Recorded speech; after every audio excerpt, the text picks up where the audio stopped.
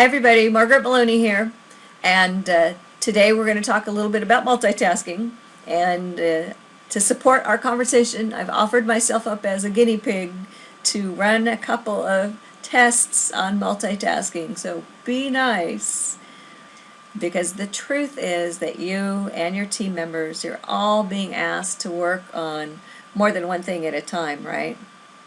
And what we want to think about is, how can we do this? Because the need to stop multitasking isn't going to go away.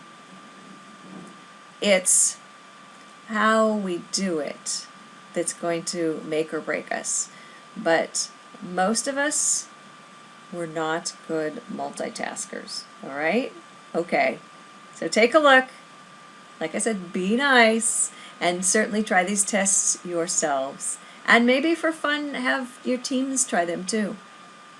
Okay, bye for now. Okay, this might be very scary. I am going to this website, to OpenSite. I'm going to take their test to see how well I do at multitasking. This particular exercise is about being able to focus and switch between two different things. What's going to happen is I'm going to be shown something that either says color or word. And if it says color, then I need to move to the color. And if it says word, I need to move to the word. Let's see how I do, guys. Not good so far.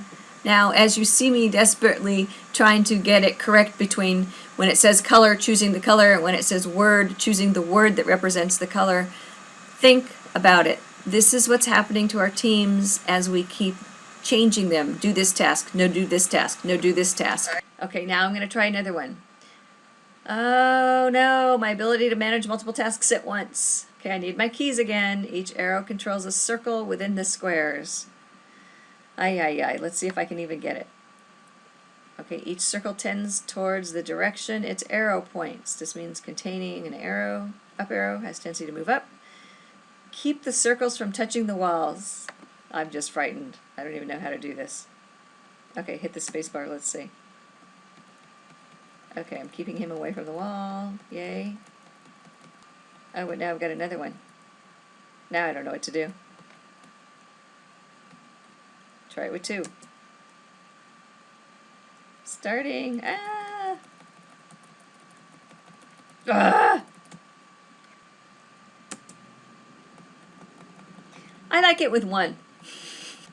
This is my favorite one. I could do this all day. This is actually very relaxing. Now, this is the difficult part for me. Okay, those of you who play video games, you're probably already a lot better at this. So you can also see that I don't play a lot of video games. Oh no, now I've got 3 to manage. Sometimes up, game over. Thanks for participating. Yes, well, let's look at my statistics. Be nice to me, everybody. Okay, how did I do? Yeah, I get it that in reality I can't do it. Okay, gray bars show the time it took you to do one task. Black bars show the time it took you to switch to a different task. Light gray bars show incorrect answers. And, well, okay. So anytime I'm doing one thing, I'm not completely lame, yay. Overall, yeah, see, I was able to do 3 tasks. Oh, I'm below average. It's sad. Okay. Now, obviously we're going to stop there. You see the point. Certainly, this is a great opportunity for all of you to tease me, and I'm clearly open to that. I invite you to try it. Again, I'm going to make sure that you have the link to this. It's going to be included. Try it. Some of you are going to be able to beat it. Some of you won't. I suppose the more times you play it, the better you'll get. But remember, this is representative of what's really going on with our brains when we think that we're doing more than one thing at a time.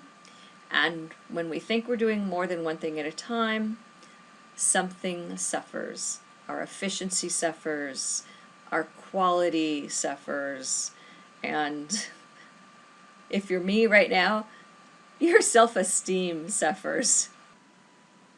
Okay guys, Here's a multitasking exercise I use in the classroom with people when we're having this conversation about multitasking. It's pretty simple. I'll lay down the parameters. Basically, here's how it works. You're a team member. You're working on 3 projects. And I kept it really simple, so it's Project A, Project B, and Project C. Project A is about you writing the letters A through J in their own separate space under column A. So see right here, you would write A here, B here, C here, D. You get it. Project B, you write the numbers 1 through 10. 1, 2, 3. Okay, so you get it. And Project C, you're going to use Roman numerals and write the Roman numerals 1 through 10. That's it. Those are your 3 projects. Super easy requirements. And now we're going to do a little experiment. Okay, so now you're going to work for someone who dictates how you do the work. In the classroom, I get to play that role, so I get to be the bossy boss. And you have to do the work the way in which you are told to do the work. So we're going to do this work 2 ways. I'm going to be the guinea pig. I guess that's only fair since I do this to people all the time, right? I'm going to do the work. I'm on a deadline. It's a crazy deadline because it's a 15-second deadline. Okay, when 15 seconds is up, the timer is going to go off. It'll give me a little ring or something, so I'll hear it.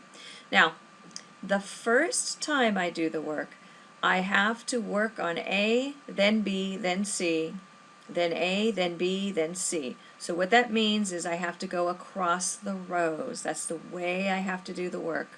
But my boss really expects me to finish this work in 15 seconds. Okay, that's it. The alarm went off. I don't have such good news to tell my boss. Not only that, I have some errors that I've made here, so my quality has suffered. So I'm not very fast when I'm moving from one to the other. I've got quality errors because here it copied this heading and it should have just been A, not A through J. Here it said 2 instead of 1. Here I said 2 instead of 1. I don't know what I did. My boss is going to give me another chance. I still only have 15 seconds to do the work, but now I can complete an entire project before I go on to the next project. So I can complete A, then I can complete B, then I can complete C. Let's set the timer and see. Okay, here I go. Okay, my time's up, but look at the difference. Okay, over here, sad productivity. Over here, much better. And so you see the point. I know you see the point. It's not that I can't work on more than one project. We're all probably going to be working on multiple projects in our careers. It's going to be rare. Occasionally you will get to be on that projectized situation, right? Where you work on just one project. But a lot of times you're not. And that's okay. It's how we do the work. So I'm asking you, as project managers, pay attention to how you assign the work to your team. Whenever possible, give them one task, the most important task, to work on at a time. Allow them to finish it, and then move them on to the next task. Of course, they can work on more than one project. Just make sure you are always giving them the most important piece of work at a time, and that you aren't asking them to do this, drop it, do that, drop it, and go back and forth again, because you're driving all of us crazy. Thanks.